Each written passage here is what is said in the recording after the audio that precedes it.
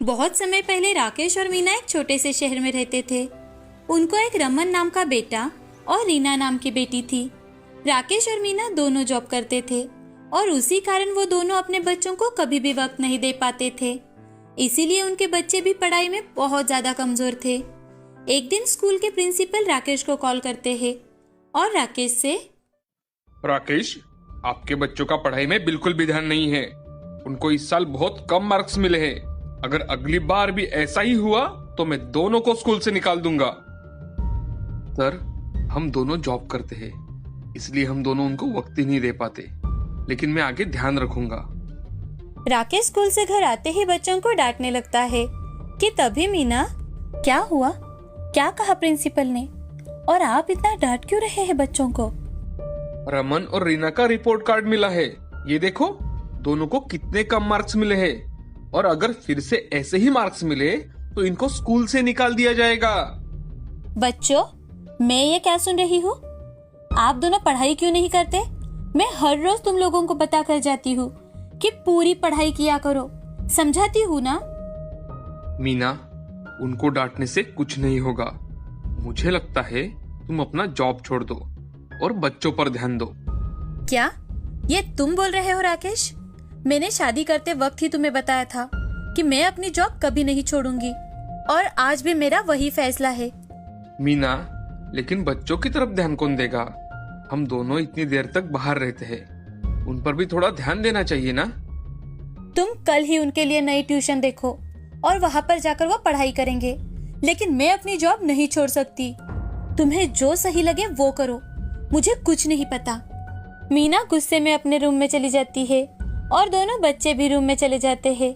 तभी रमन, रीना, हमारे mummy papa का तो हमारे लिए वक्त ही नहीं है, लेकिन हम दोनों हमेशा एक दूसरे के साथ रहेंगे, एक दूसरे का साथ देंगे। हाँ भैया। दोनों भाई बहनों को बहुत बुरा लगता है। वो एक दूसरे के गले लगते हैं और थोड़ी ही देर में वो अपने अपने बेड पर जाकर सो जाते हैं। अब एक दिन रीना अपने पापा से, पापा, अगले हफ्ते हमें छुट्टियां लग जाएंगी, तो हम चाहते हैं कि कुछ दिन दादा दादी के पास रहने जाए। आप हमें छोड़ दो ना वहाँ पर। ठीक है बेटा, अगर रमन भी तैयार है तो मैं तुम दोनों को अगले संडे ही छोड़ कर आता हूँ। बेटा, लेकिन तुम दोनों रहोगे ना दादा दादी के पास? हाँ माँ, आप स्कूल शुरू होने से पहले हमें लेने आ जाना। ठीक है। अगले ही संडे राकेश और मीना बच्चों को लेकर गांव में जाते हैं। बच्चे भी अपने दादा दादी से मिलकर बहुत ज्यादा खुश थे। बच्चों को छोड़कर राकेश और मीना शहर वापस आ जाते हैं। अब बच्चे अपने दादा दादी के साथ मजे से रहने लगते हैं। उनके आसपास के बच्चों के साथ जान पहचान हो जाती है और वो उनके साथ खेलने लगते हैं। खेलते खेलते एक दिन रीना और रमन गांव में घूमने जाते हैं। तभी उन्हें एक बहुत पुराना मकान दिखाई देता है। तो रमन रीना से, अरे रीना, ये देखो कितना पुराना मकान है, चलो हम अंदर जाकर देखते हैं। नहीं भैया, ये तो घर देखकर ही मुझे बहुत डर लग रहा है, मुझे नहीं आना अंदर। अरे डरो मत, मैं हूँ ना साथ। वैसे भी ऐसा मौका हमें फिर कभी नहीं मिलेगा। ठीक है, आप कहते हो तो चलिए। रमन और रीना दोनों दरवाजा खोलकर अंदर घुसते हैं तो अंदर से कुछ बच्चे और टीचर की आवाज सुनाई देती है। वो अंदर जाकर देखते हैं तो सामने का नजारा देख डर जाते हैं। वहाँ पर उन्हें एक चुड़ैल टीचर भूतिया बच्चों को पढ़ाती नजर आती है। वो दोनों बहुत डरे हुए थे कि तभी भूतिया टीचर बच्चों से, आओ आओ रमन, रीना, अभी क्लास शुरू होने वाली ही है, चलो क्लास में जाकर बैठो। लेकिन हम कैसे?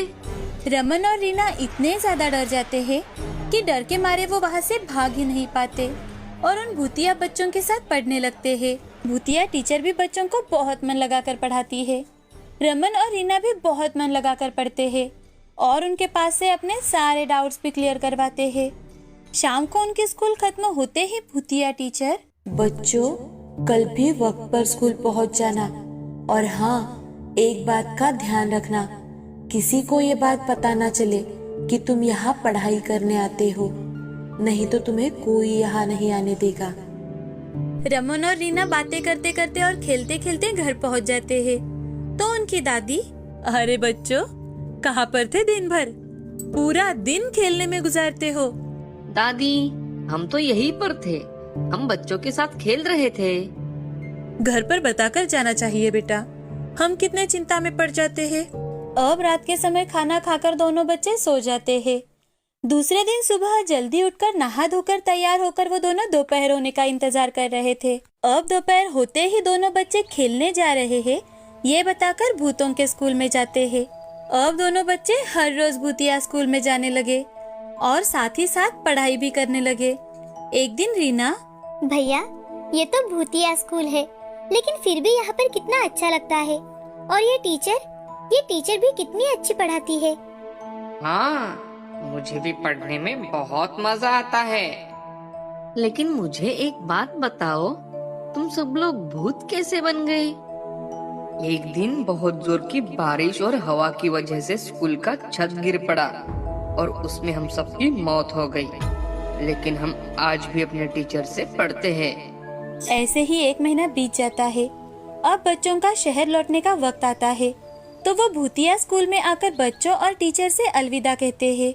शहर जाते ही रमन और रीना का स्कूल फिर से शुरू हो जाता है। उनकी पढ़ाई में तरक्की देख उनके टीचर भी हैरान रह जाते हैं। हमेशा कम नंबर मिलने वाले रमन और रीना को इस साल सभी सब्जेक्ट में फर्स्ट नंबर मिला था। तो ये देख प्रिंसिपल राकेश और मीना को स्कूल में बुलाते हैं और उनसे, राकेश जी, आज मैं बच्चों की कंप्लेंट नहीं करूंगा, बल्कि मैं आपका धन्यवाद करना चाहता हूँ। जी सर, धन्यवाद? मैं कुछ समझा नहीं। अरे राकेश जी, एक महीने में आपके बच्चों ने इतनी तरक्की कर ली है कि हमें विश्वास नहीं हो रहा। जो मैथ्स का प्रॉब्लम हमारे टीचर सॉल्व नहीं कर पा रहे थे, वो आपके बच्चों ने सॉल्व कर दिया है। राकेश और मीना दोनों सोच में पड़ जाते हैं और बाहर आकर, राकेश, हमने तो अपने बच्चों की तरफ कभी ध्यान ही नहीं दिया। हमें तो वो कौन सी क्लास में पढ़ते हैं ये तक याद नहीं रहता। और ये सर, चलो कोई बात नहीं, कम से कम बच्चे पढ़ाई तो कर रहे हैं, अच्छी बात है। अब घर आते वक्त राकेश और मीना बच्चों के लिए आइसक्रीम और चॉकलेट्स लेकर आते हैं और बच्चों से प्यार से बातें करने लगते हैं कि तभी मीना, रमन, रीना, गांव में दादा दादी ने क्या जादू किया है तुम पर? प्रिंसिपल बहुत तारीफ कर रहे थे तुम दोनों की पढ़ाई की। लेकिन बच्चे उन्हें कुछ भी नहीं बताते। मीना उससे बार बार पूछती है, लेकिन वो कुछ भी नहीं कहते। अब रात के समय रीना और रमन दोनों बातें कर रहे थे। कितने अच्छे दोस्त और टीचर थे वहाँ पर। उन्होंने हमें इतना इजी तरह से सिखाया कि हम पढ़ाई में अव्वल आने लगे। हाँ ना रीना, मम्मी पापा को हमारे लिए वक्त ही कहाँ होता है। अब कुछ दिन यूं ही बीत जाते हैं। एक दिन मीना घर पर ही थी और तभी रमन और रीना बातें कर रहे थे। वो बातें ऐसी वैसी नहीं कर रहे थे, तो वो अपने भूतिया स्कूल की यादें याद कर रहे थे। तो वो सारी बातें मीना सुन लेती है। भूतिया स्कूल का नाम सुनते ही वो बहुत ज्यादा डर जाती है। उसके तो हाथ पांव कांपने लगते हैं। अब वो बड़ी हिम्मत के साथ राकेश और रीना के सामने जाकर उनसे, क्या तुम लोग कौन से भूतिया स्कूल के बारे में बात कर रहे हो? रीना, रमन, बताओ मुझे। अब रीना और रमन मीना को सारी बात बताते हैं। बच्चों, हमें माफ कर दो बेटा, हमने पूरी जिंदगी सिर्फ पैसा और पैसे के लिए नौकरी की, लेकिन तुम दोनों को जो प्यार चाहिए था वो कभी नहीं दिया और वो भूतिया स्कूल से तुम लोगों को मिला। ये जानकर हमें बहुत बुरा लग रहा है। आज के बाद ऐसा कभी नहीं होगा।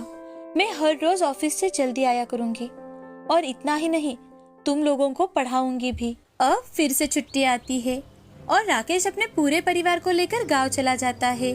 जैसे ही दोपहर का समय होता है, बच्चे उस मकान की ओर जाकर देखते हैं तो वो मकान वहाँ से पूरी तरह से गायब हो जाता है। बच्चे यहाँ वहाँ गांव वालों से पूछताछ करने लगते हैं तो वहाँ पर कोई ऐसा मकान था ही नहीं। ये बात उन्हें पता चलती है। ये बात सुन दोनों बच्चे उस भूतिया टीचर और अपने भूतिया दोस्तों को धन्यवाद देते हैं। अब राकेश अपने माँ पिताजी को भी अपने साथ शहर लेकर जाता है और सभी हंसी खुशी रहने लगते हैं।